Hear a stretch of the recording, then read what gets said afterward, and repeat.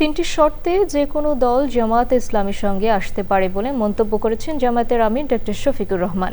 রাজধানীর চিন্মৈত্রী সম্মেলন কেন্দ্রে ইসলামী ছাত্র শিবিরের কেন্দ্রীয় সদস্য সম্মেলনে জামায়াতের আমির বলেন, যুবকদের বেকার ভাতা নয়, কর্মসংস্থান করতে চায় জামায়াত ইসলামী। বিস্তারিত তাফিমুল ইসলামের রিপোর্টে।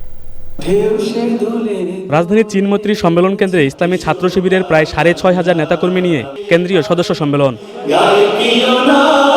সারা দেশ থেকে আসা নেতাকর্মীদের পাশাপাশি জামায়াতে ইসলামীর কেন্দ্রীয় নেতৃবৃন্দ, বিভিন্ন রাজনৈতিক দলের নেতা ও বিভিন্ন দেশের আমন্ত্রিত অতিথিরা ছিলেন অনুষ্ঠানে।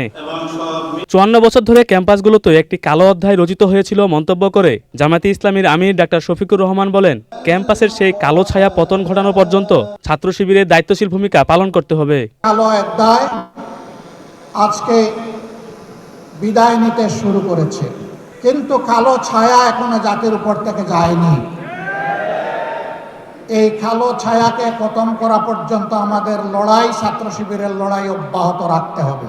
জামায়াতের আমির বলেন, আগামী দিনে দেশে ইনসাফের বিজয় হবে। বাংলাদেশ জামাত ইসলামী, ইসলামী সংগঠন সমূহ এবং দেশপ্রেমিক অন্যান্য সংগঠনকে সাথে নিয়ে সেই ইনসাফের ত্যাগের বাংলাদেশ করতে চায়।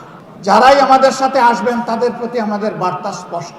আপনি দুর্নীতি করতে পারবেন না, আর কোনো দুর্নীতিবাজকে আপনি প্রশ্রয় দেবেন না। সমাজের সকল ক্ষেত্রে সকলের জন্য সমান বিচার নিশ্চিত করা হবে। কোনো রাজনীতিবিদ বিচারের দিকে তাকাতে পারবেন না, হস্তক্ষেপ করতে পারবেন না।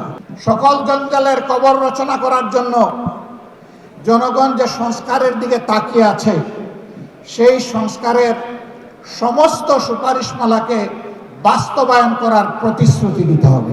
অনুষ্ঠানে বিভিন্ন রাজনৈতিক দলের নেতারা বলেন, আগামী জাতীয় নির্বাচনে জামায়াতের নেতৃত্বে ৮ দলীয় জোট ভালো করবে বুঝতে পেরে ষড়যন্ত্র শুরু হয়েছে। তাফিমুল ইসলাম, চ্যানেল আই, ঢাকা।